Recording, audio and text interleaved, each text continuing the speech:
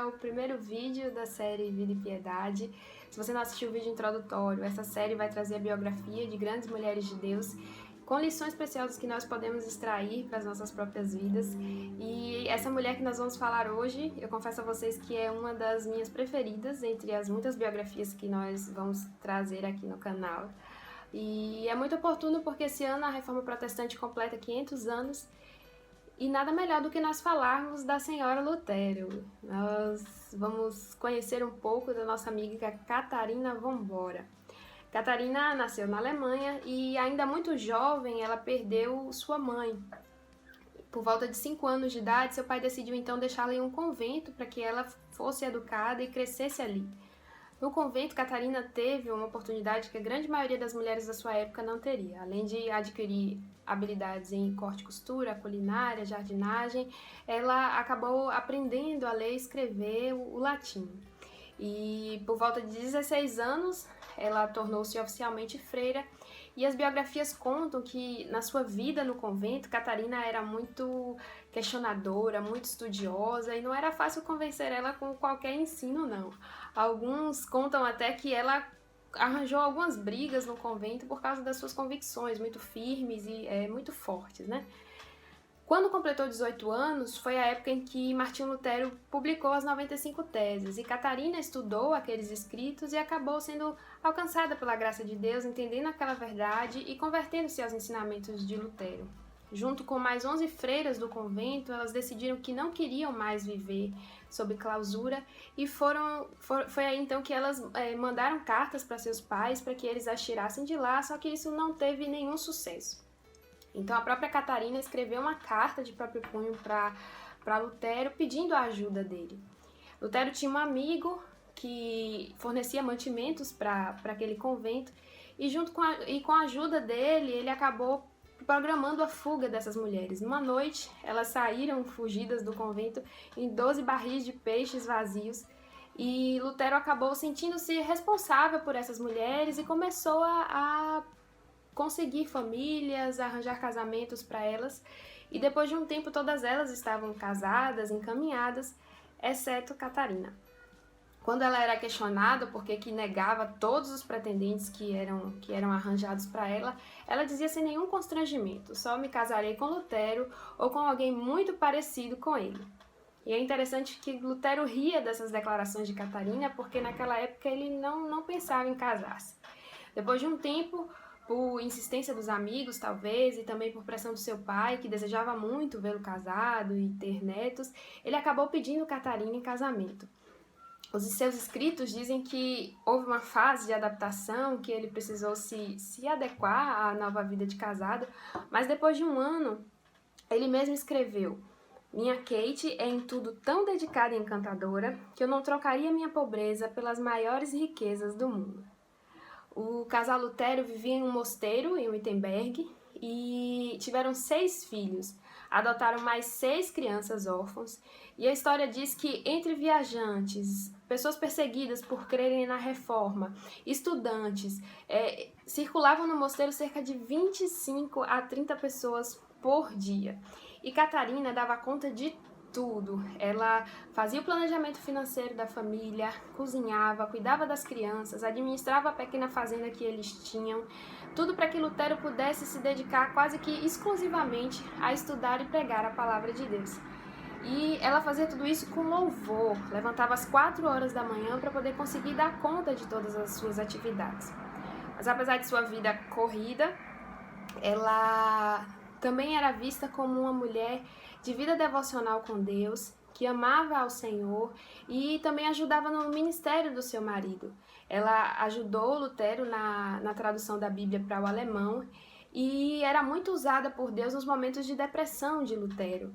Existe um relato muito interessante que eu quero ler para vocês, é bem conhecido, mas que reflete bem um pouco da mulher que Catarina era. Conta-se que certa vez Lutero estava bastante deprimido, não se alimentava e passava os dias trancafiado em seu quarto.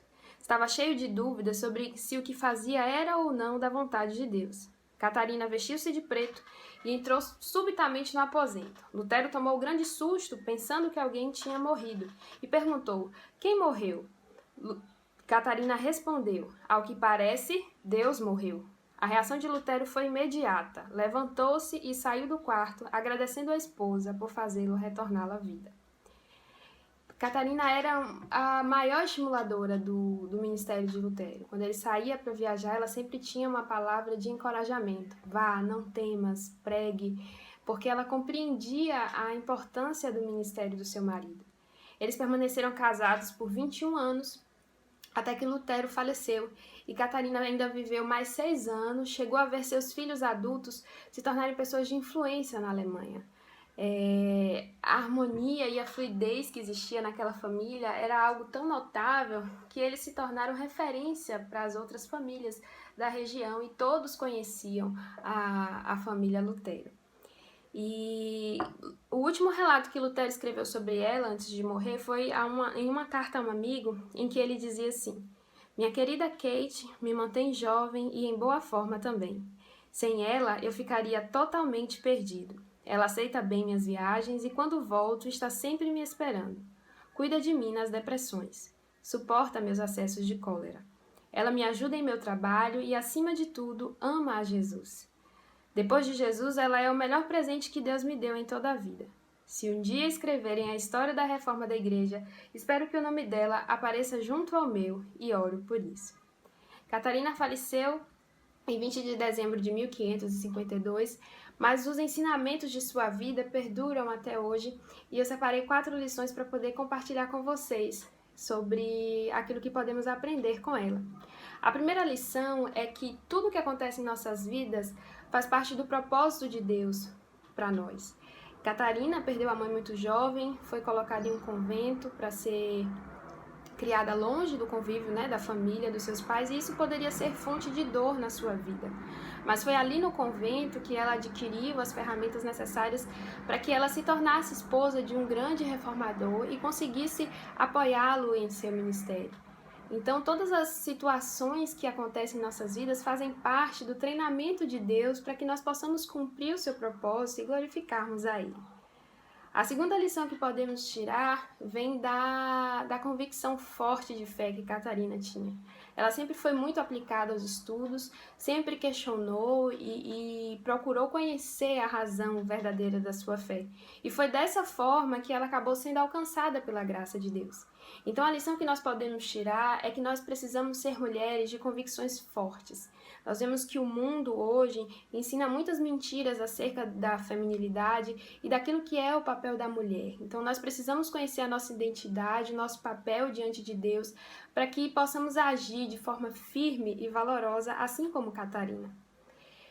A terceira lição é que, apesar de sua personalidade ímpar, forte e suas convicções firmes, Catarina era uma mulher submissa, cujo ministério principal era apoiar o ministério de seu marido e servir a sua família. Ela foi um exemplo de serviço, de hospitalidade, não temia arregaçar as mangas para o trabalho, e assim nós precisamos ser, termos essa determinação de servir a nossa casa, de servir aos maridos, aquelas que são casadas, e de servir principalmente ao Senhor, porque esse é o nosso papel.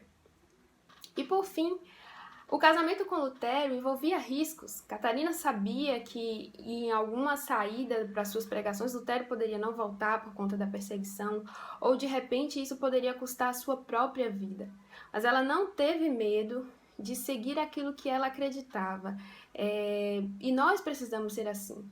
Precisamos ter a coragem de usar as nossas potencialidades, de arregaçarmos a manga e empregarmos toda a nossa força em favor do reino de Deus, em prol dos planos de Deus para a nossa vida e para a humanidade como um todo. Eu espero que essas lições que nós consigamos empregar essas lições nas nossas vidas e que a vida dessa mulher, dessa amiga nossa agora, Catarina, tenha inspirado a vida de vocês, assim como me inspirou muito. Espero vê-las no próximo vídeo e um grande beijo!